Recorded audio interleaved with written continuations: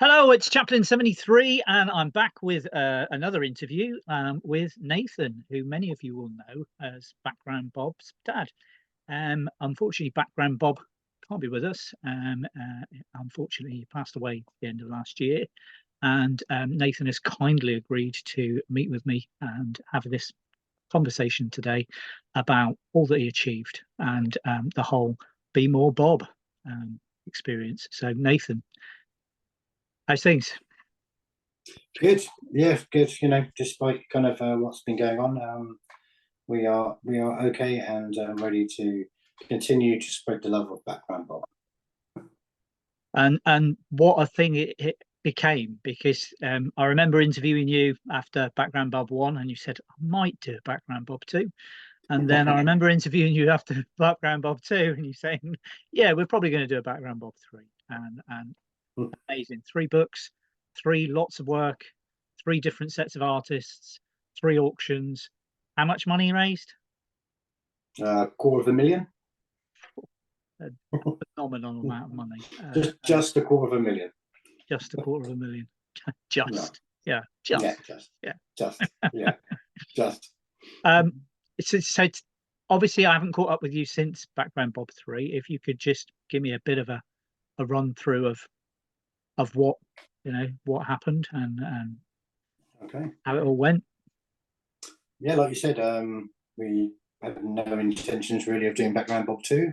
We had no intentions of doing Background Bob 3 either. But as both projects continued to roll on, the interest was still there. We were still getting, messages on a daily basis asking us to please do it again because people had missed it and people wanted to do it again.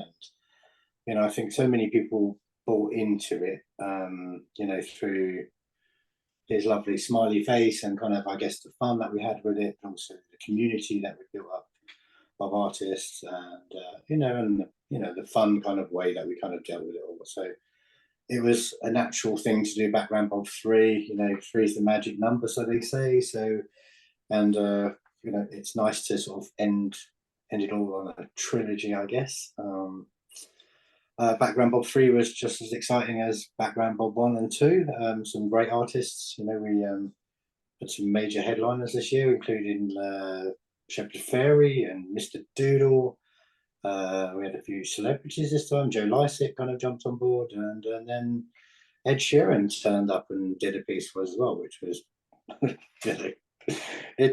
this project never ceases to amaze me of kind of like what happens and the way that people in the background kind of want to grow it. It's just as much everyone else's project as it is ours, and there's lots of people out there who work tirelessly to kind of make it a success. And getting people like Ed Sheeran involved with something that we knew would drive massive publicity and really help us out. And so another artist who took part was friends with him and managed to have a little chat and get him involved, and it just went from there.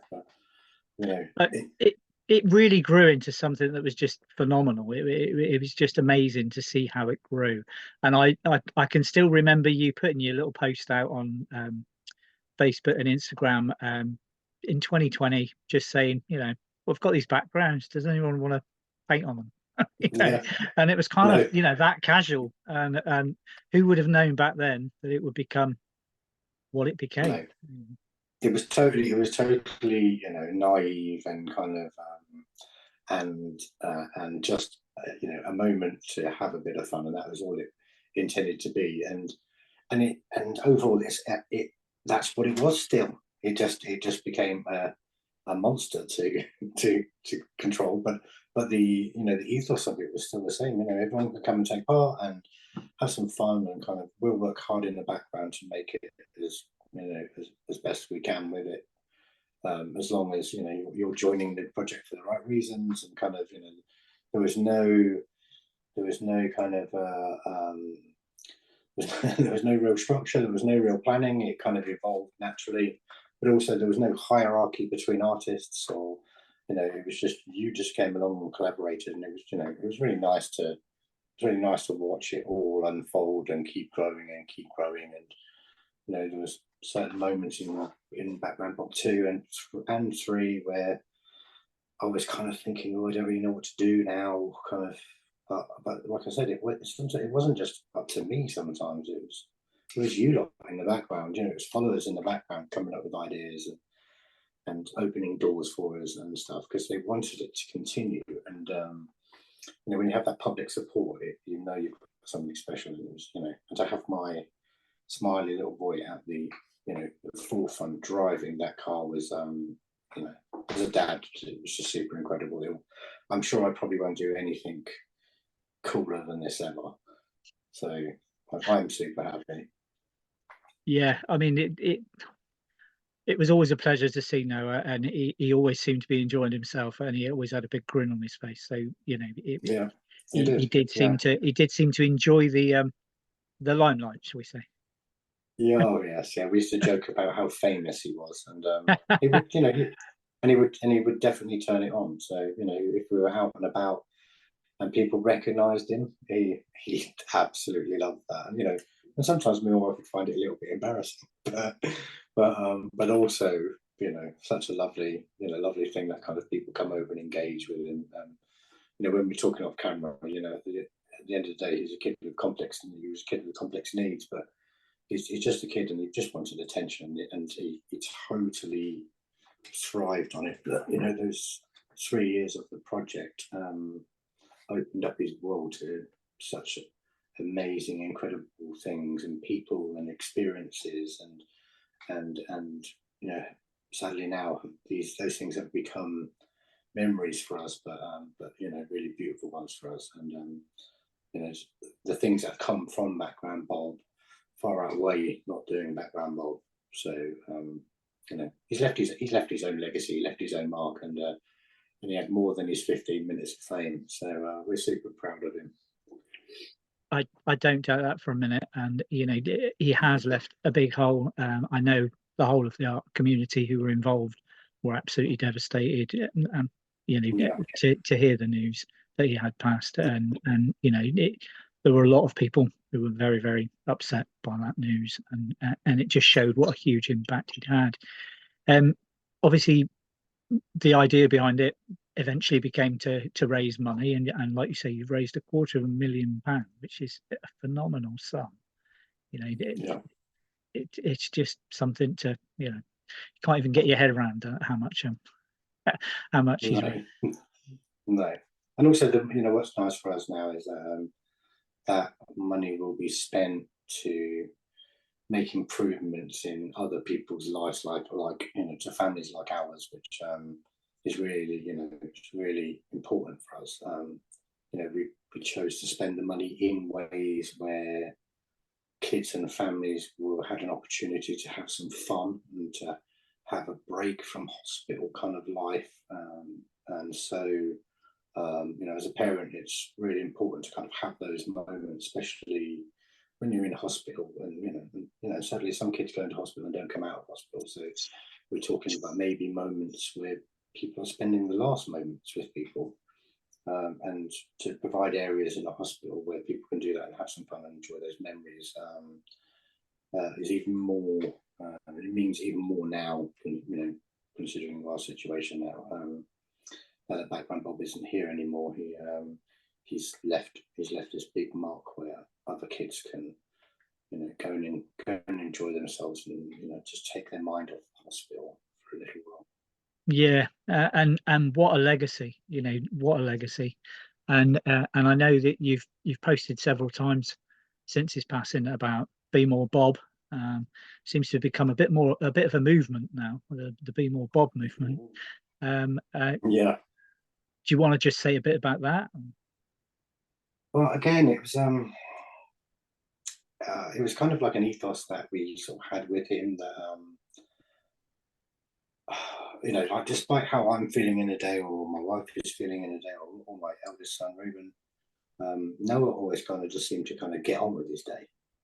And it was that kind of ethos of being more bold, that kind of despite kind of all the shit that's going on in your life and the adversity that you're facing and stuff, there's still a moment where you can have a laugh and, you know, and kind of, you know, just see the lighter side of life. And you know, I know, you know, some of that was us that was us passing around and being monkeys and stuff with him, and do all that, but he looked for it constantly. So it was something that kind of, in the past we asked people to not be sad, but to kind of embrace the happy moments in life and smile a bit more, and kind of try and just embrace those happy times, because life can suck sometimes, and we get that.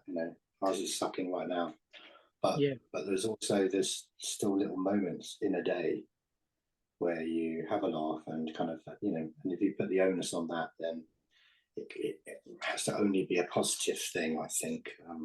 So kind of trying to embrace that kind of be more Bob mentality of kind of suck it up and kind of look for the happiness, have a little smile, and kind of it has to make you feel a bit better.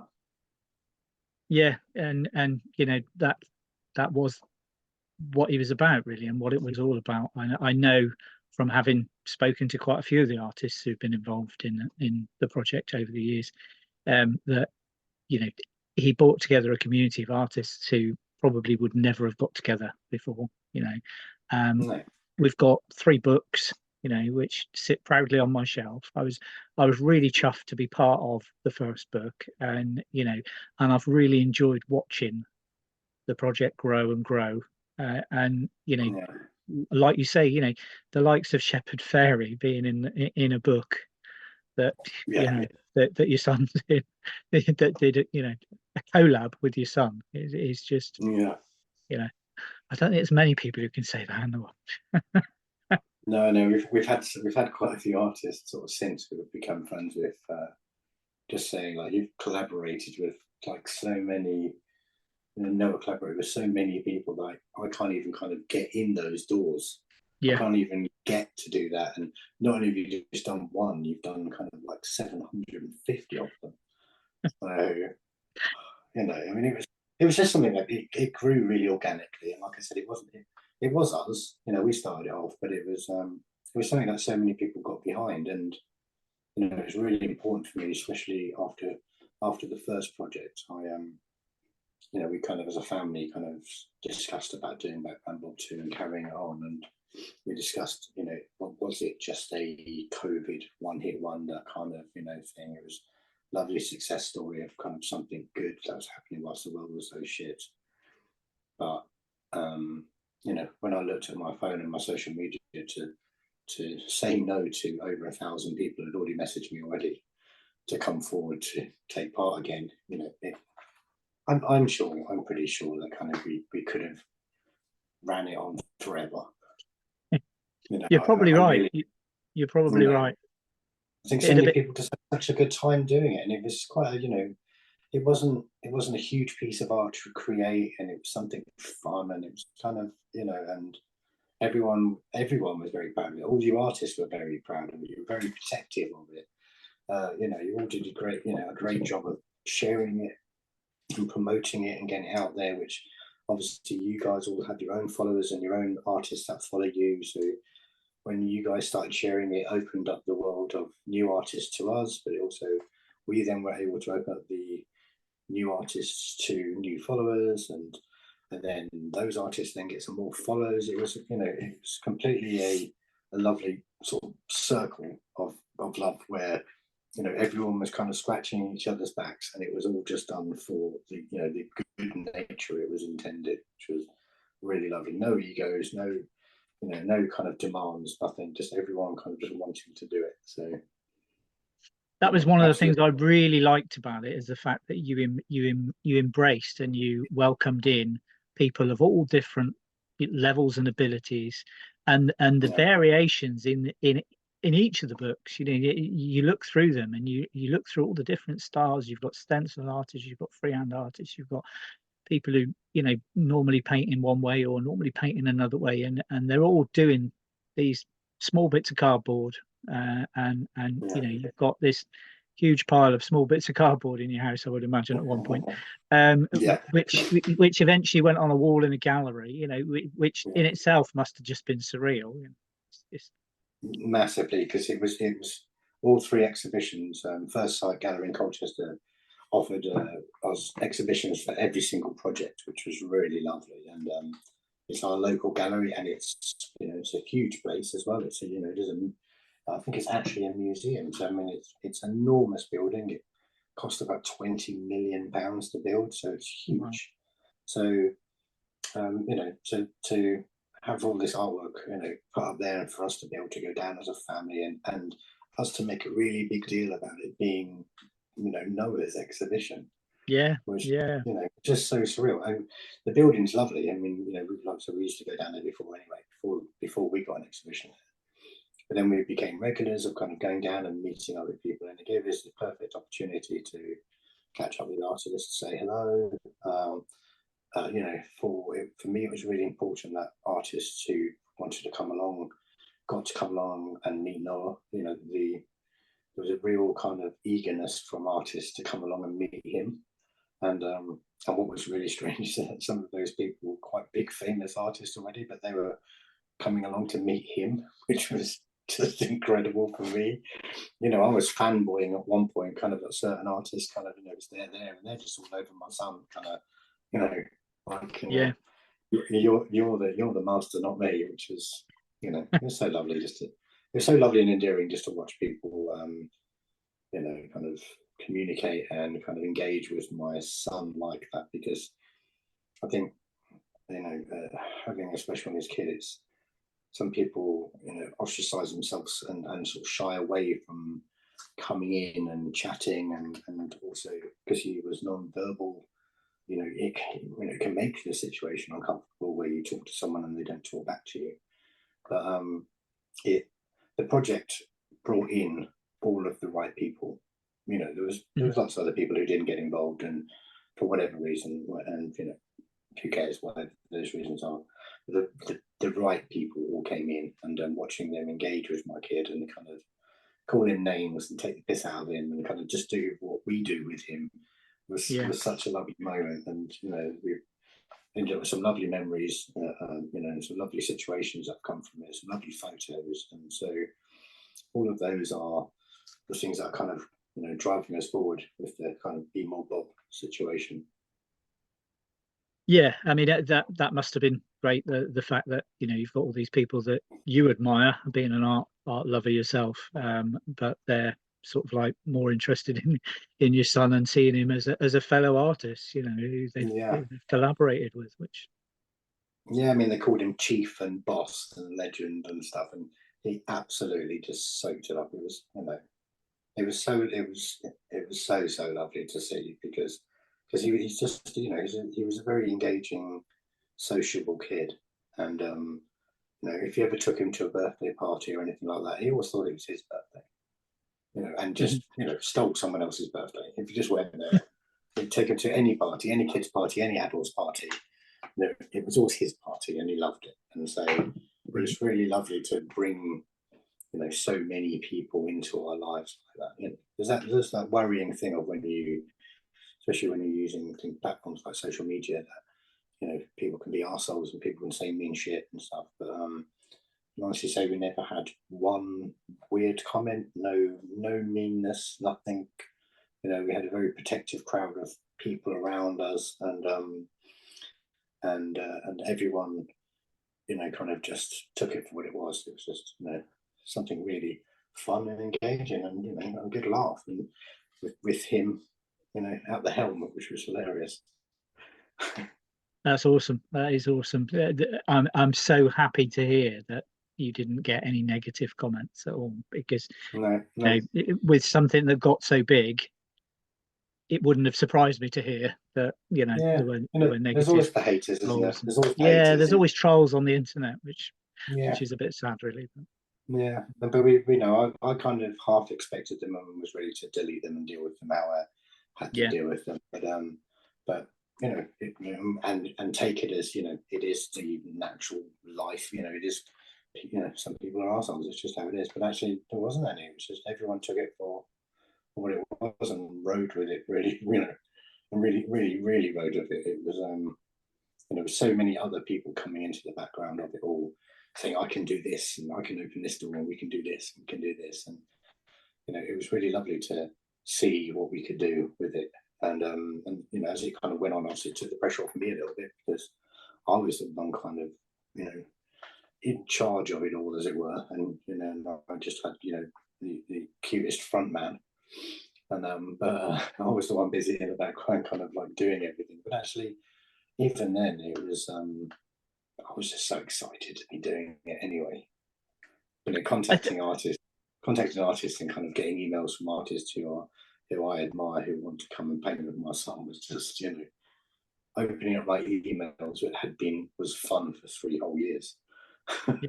Yeah, and I think probably the whole positivity of it comes as a reflection of how it started. It was an act of love between a dad and his son in a time that was really difficult for a lot of people, and and that love rippled out across a huge amount of people. And how many followers on Instagram?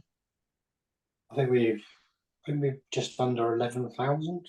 Wow. You see, Yeah. it's touched a lot of lives, hasn't it? It's just it has. And actually, even those people, I've never been a massive fan of kind of what that means when you have that kind of following and things. I mean, before Background Bob, I had this Instagram account that had like 200 people on it, and I wasn't really bothered about using it, and I just looked at pretty things and then turned my phone off. But they're a engaging community, especially our followers. So there's been lots of especially over the last sort of 3 months or so, there's been lots of lovely heartfelt messages and people checking in on us as a family and seeing how we are, and kind of just been very genuine, and it's been also very it gives a lot of strength to kind of keep going on. It's also quite strange and quite sad as a dad to hear how much strangers miss our son. But it's also been like a crutch slightly to that. It's not just me, and it's not just my wife, and it's not just my son who are missing him. It's there's loads of people missing him, and that brings a strange kind of warmth. It's that it's not just us. We're not just on our own. There's been lots of people. So I mean, thinking 3 years ago to where we are now, I had a conversation with my wife the other day that this period now that we're living now would be very, very different now if it wasn't for Background Bob. The love that we've kind of felt over the last 3 years, the way his funeral was attended by so many people and so many artists and followers and buyers of the artwork, and all of those things kind of gave us massive strength at a point where we were absolutely devastated, but there was still that little smile at the corner of your eye where you think, look, you're still being famous, you're still bossing it, and you're not even here. So that was massively heartwarming for us, and like I said, it's helped us drive forward and just give us massive strength. So his legacy kind of we want it to live on, but it's not just us who want it to live on, which is lovely. And it will live on forever through his art. Right. It's those pieces of art have been bought by people. They're sat on people's walls all around the world. And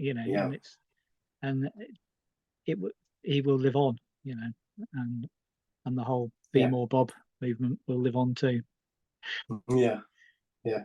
Me and my wife are doing this thing where every time we go anywhere now, that we've bought a huge box of stickers, and we're going to put him up everywhere we go. We wear our t-shirts, we take him everywhere we go, and we want to talk about him as much as we can, because he I think it's fair to say he was fucking awesome. So so absolutely. And he did awesome stuff. So he deserves all the credit that he gets, and he did it with a huge smile on his face. And if you can go through life with a huge smile on your face, but make a real difference in other people's lives, however you do that, then you're a winner as far as I'm concerned. Yeah, definitely. There's a lot that he can teach a lot of people, if you know what I mean. And he did inspire a huge amount of people, with what he achieved in such a short time. Yeah.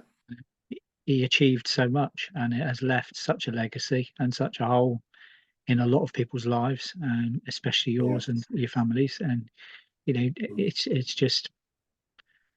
it's awesome, you know, that what he achieved, but you know, on a more human level, it's incredibly sad that he's no longer with us. But you know, Yeah.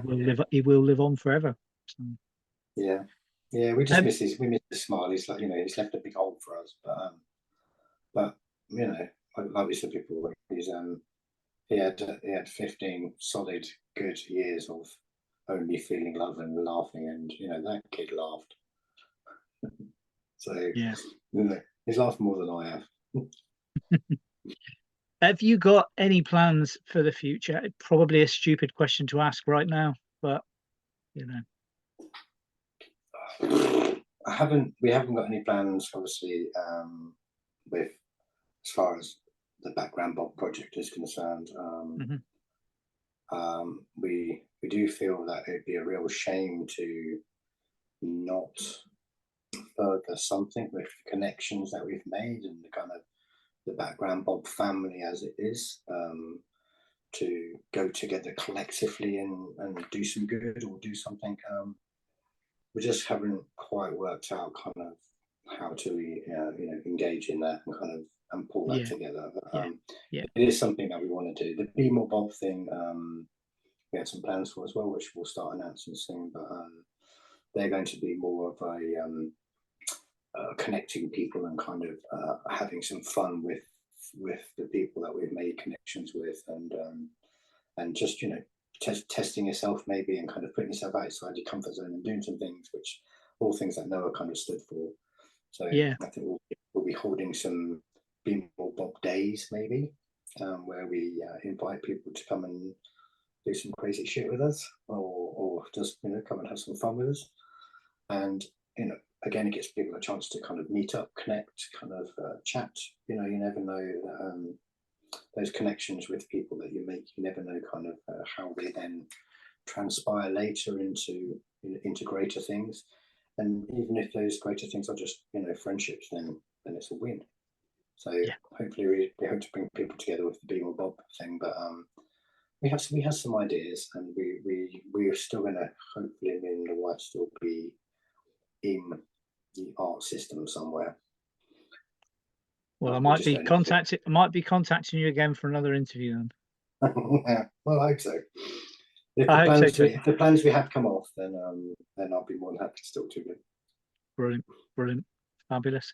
Well, thank you so much for taking some time out of your day, and thank you so much for coming on and talking about Bob. Thank you. I didn't expect you to come on. I know we'd arranged an interview last year, and Yeah. obviously as things unfolded, it didn't happen. But really, really happy to have caught up with you today, and thank you so much for taking some time and talking to me. You're very And all the welcome. best, Yeah, and all the best for the future, because I just think you've achieved so much, and even if you just said, right, we're going to knock it on the head now, you could sit back and go, we did good, whereas to hear that you're going to continue in some way is yeah. great. Is music to my ears, and I look forward to seeing what happens with the Be More Bob. And Well, I will try. I'll make a solemn pledge now on camera. I would try to be more Bob. good. That's all we hope. I think if everyone can just be a bit more Bob, I'm sure everyone's life would be a bit more happier. So Yeah. I think that's a great note to end the interview on. Thank you so much, Nathan, and all the thank best. you. You And you, take mate. care. Cheers. Nice talking to you. See you later. Bye-bye. Bye bye.